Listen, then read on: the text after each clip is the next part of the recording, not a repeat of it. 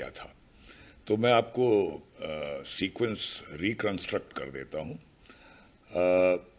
ये पहले मान के चलिए कि सिग्नलिंग से कुछ टैंपरिंग हुई है। अब टैंपरिंग सेबोटाज में हुई है या मेंटेनेंस स्टाफ द्वारा हुई है, वो इंक्वायरी का विषय है। मुझे ऐसा लगता है कि मेंटेनेंस स्टाफ द्वारा हुई है, लेकिन वो इंक्वायरी में सामने आएगा। तो मैं रिकंस्ट्रक्ट करता हूँ कि पहले मालगाड़ी इस स्टेशन पे आई, उसको लूप लाइन में लिया गया।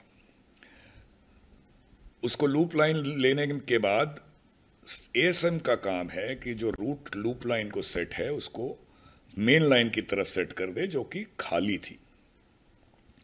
अब उसने ऐसा किया या नहीं किया ये भी इंक्वायरी में पता चलेगा, लेकिन ठीक उसी समय सिग्नलिंग के स्टाफ मेंटेनेंस में मान लीजिए काम कर रहे थे, तो उन्होंने कुछ टैंपरिंग नहीं कहें, उन्होंने अपना शॉर्टकट मेथड लगाया मेंटेनेंस को जल्दी करने के लिए। ऐसा होता है कभी कभी, और उसकी वजह से इंडिकेशन स्टेशन मास्टर को यह मिला कि जो अब रूट है वो मेन लाइन को सेट हो गया है।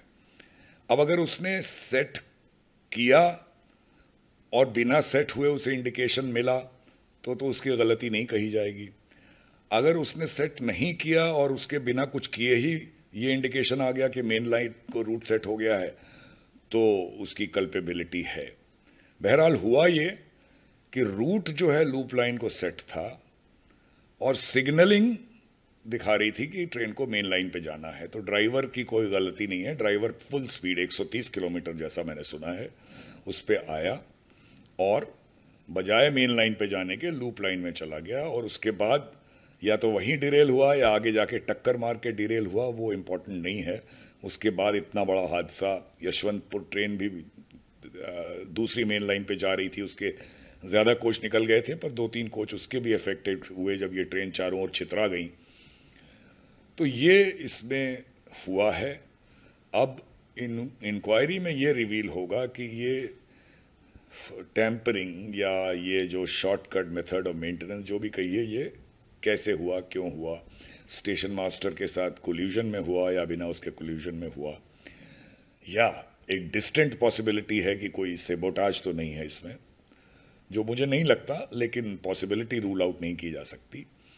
एक मोटी बात ये समझिए कि ट्रेन किस रूट पे जाएगी ये ड्राइवर के हाथ में नहीं होता, ये ट्रैक उसको जहां ले जाता है वहां वो जाता है। और ये सेफ्टी बनी रहे कि एक ही लाइन पे 2 ट्रेनें एक साथ नहीं आ जाएं, चाहे स्टेशन में या मेन लाइन में।